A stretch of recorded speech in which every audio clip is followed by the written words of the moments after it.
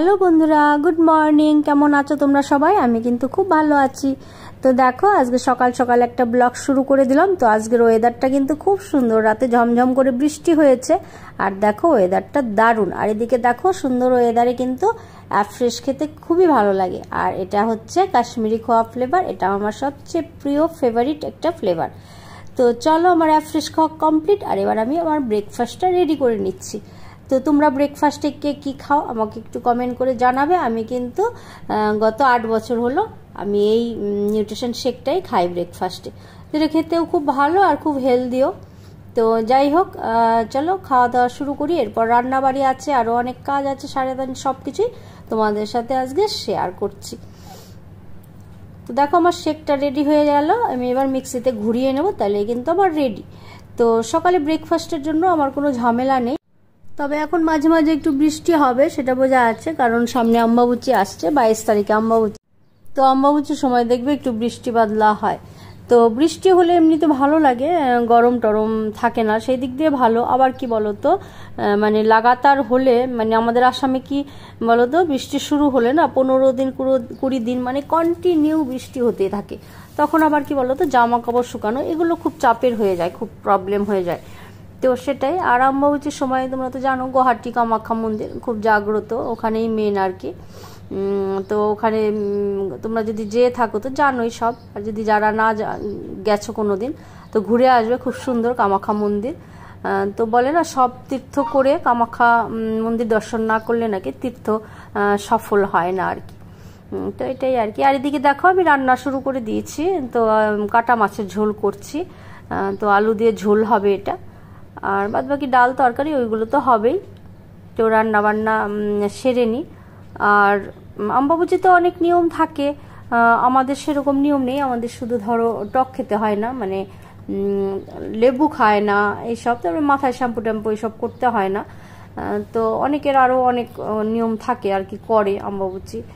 তবে যেদিন অম্বাবুচি সেরে যায় আর কি, তো সেই দিন একটা ওই আম দিয়ে কাঁঠাল দিয়ে আমার মা করতো। আম, দুধ, কাঁঠাল আর লেবু দিয়ে একটা তৈরি করতো। আমার শ্বশুরবাড়িতে কোনোদিন দেখিনি, কিন্তু ওটা খাওয়া নাকি খুব ভালো। তো যাই হোক, ওটা খেতে হয়। আর এদিকে দেখো আমার মাছের ঝোলটা কিন্তু হয়ে গেছে। তো তোমাদের বাড়িতে কার কী নিয়ম আছে অম্বাবুচিতে কমেন্ট করে জানাতে পারো। কারণ অম্বাবুচি খুব একটা কামাখ্যাতে তো খুব ধুমধাম হয়, অনেক মানে দূর দূর থেকে তখন দেখি আর কি, সাধু সন্ন্যাসী সব চলে আসে। তো দেখো তোমাদের সাথে বক বক করতে করতে কিন্তু আমার মাছের ঝোলটা হয়ে গেছে। তো ঝোলটা এবার নামিয়ে নেব। তো এরকম পাতলা মাছের ঝোল কিন্তু মাঝে মাঝে ভালোই লাগে, আলু দিয়ে পাতলা করে ঝোল করেছি। তো চলো এবার খাওয়া দাওয়া করা যাক, খাওয়া দাওয়াটা সেরে নিই। আবার বিকেলবেলা মেয়ের পড়া আছে, বেরোতে হবে।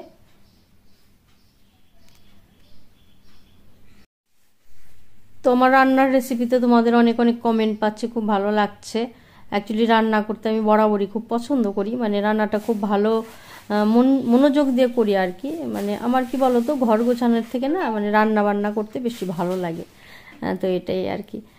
তো যাই হোক, দেখো খেতে বসে গেছি। তো খাওয়া দাওয়াটা করিনি। তো খাওয়া দাওয়া করিনি, পরে দেখো। তো দেখো খাওয়া দাওয়া হয়ে গেল, খাওয়া দাওয়া করে এলাম। আর আজকের ওয়েদারটা কিন্তু খুব ভালো, রাতে ঝমঝম করে বৃষ্টি হয়েছে, খুব বেশি হয়নি, কিন্তু কি বলতো ওয়েদারটা খুব ভালো, রোদ নেই। তো ভালো লাগছে, অনেকদিন পর একটু মানে এরকম শান্তি পাওয়া গেল আর কি। যা গরম, প্রচণ্ড গরম।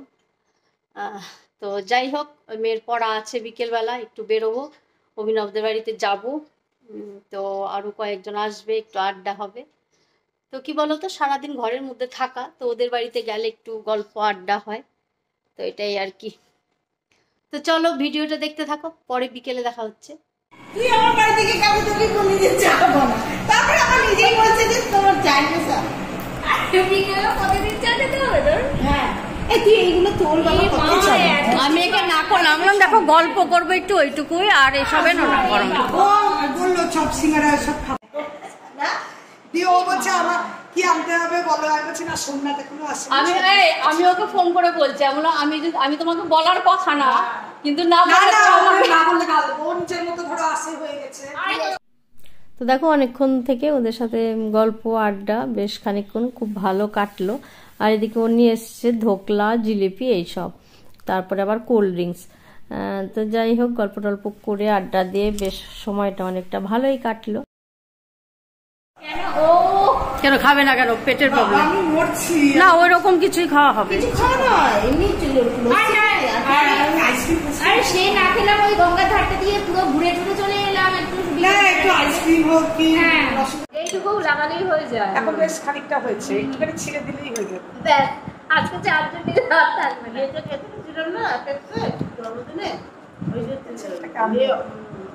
ব্লু কালারের এইগুলো অর্ডার দিতে, ওর উপরে একটা ব্লু কালার দিতে ওর উপরে চলে গেলি বাবা বাইরে পুজো দেবে। একদম গাছের সব না, আমি যখন খেতে নিতে খাও। তো যাই হোক অনেকটা টাইম খুব ভালো কাটলো, আর গল্প করে আড্ডা দিয়ে কিন্তু দেখবে মনটাও খুব ভালো লাগে। অনেকদিন পর সবার সাথে একটু গল্প হলো, কারণ সবসময় সবার সময় হয়ে ওঠে না, এক একদিন এক একজনের প্রবলেম থাকে আর কি। তবু রূপালীকে পাওয়া গেল না, রূপালী ছিল না।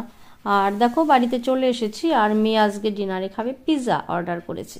তো আজকে এখানেই শেষ করছি। সবাই সুস্থ থেকো, ভালো থেকো, সবাইকে আমার অনেক অনেক ভালোবাসা।